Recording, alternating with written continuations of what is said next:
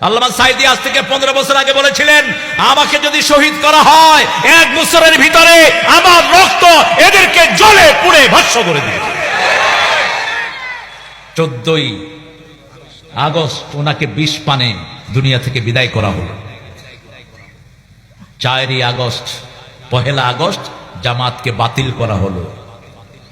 আর 5ই August তিনাকে কোথায় নেওয়া হলো?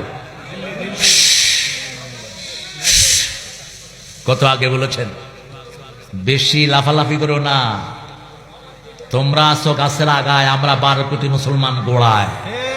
বেশি লাফালাফি করবা, ঝাঁকি দুমু, মামু বাড়ি দিল্লি গিয়ে পড়বা। আর কোথাও যায়নি। কোথায় গিয়েছে? জোরে বলেন, কোথায়?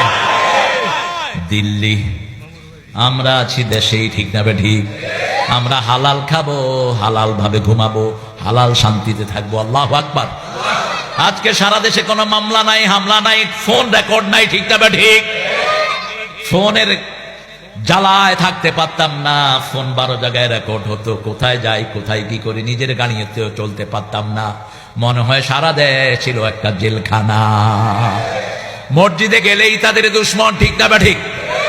এখন আমরা মসজিদে যাব, একটা দল মানুষকে শুধু মসজিদে ঢুকায়। কি নাম দলটা? কি নাম?